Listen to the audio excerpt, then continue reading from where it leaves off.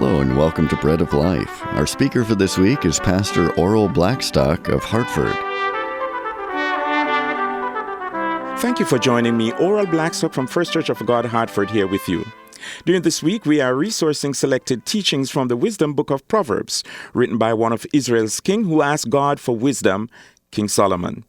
We continue today with another, possibly several questions we are looking into. Are you a friend to anyone? Several years ago, while living in Michigan, I was broadsided by the news of my sister's death in Jamaica.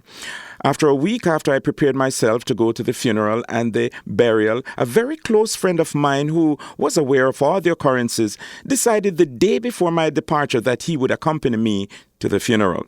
He explained, "You are not in any state to travel by yourself." He bought his ticket, which was now much more expensive than mine, left his wife and son behind, and headed to the island. I was so touched by his support. He took my carry-ons, and I was left with only my travel documents to carry. In the days which followed, he fulfilled every role that I was called to execute. This continued all the way until our return to the U.S. His actions taught me the truth about a true friend. Webster defines a friend as a person who one knows and with whom one has a bond of mutual affection, typically exclusive of family or sexual relations. You can say someone who has your back, no matter what. A friend watches out for you and ensures that you are not in danger. A true friend will always have your best interests at heart, as in the case of David and Jonathan in 1 and 2 Samuel. Proverbs 17 verse 17 states, "A friend loveth at all times, and a brother is born for adversity." I was really touched by the friendship between Jonathan and David. Jonathan was willing to put his life on the line for David, even when Saul, his father, disdained David. On the other hand, David was true to his commitment that even when Jonathan died, he searched for family members of Jonathan to continue doing good to them, as in the case of Jonathan's son Mephibosheth in 2 Samuel 9. A friend loves in adversity and in prosperity.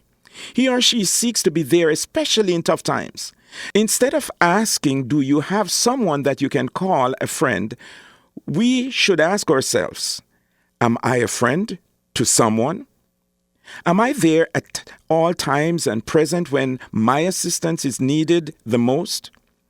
Marie Claire pointed out that there are three kinds of friendships. Friendships of utility. These exist between you and someone who is useful to you in some way. Then there's friendships of pleasure, existing between you and those whose company you enjoy, those with whom you do things, example, work out, attend or participate in sports, or even go shopping. And then 3, friendships of the good. These are based on mutual respect and admiration. This type takes longer to build than the previous 2 and can be more powerful and enduring. It seems that every fiber of friendship is being challenged during this global pandemic, yet the words of wisdom is even more effective. A friend loveth at all times, and a brother is born for adversity. I encourage you to dust off your gloves of friendship and begin reaching out. Let's be the friend that we are looking for to someone today. Until tomorrow at the same time, this is Oral Blackstock saying, "A friend loveth at all times, so be that friend to someone."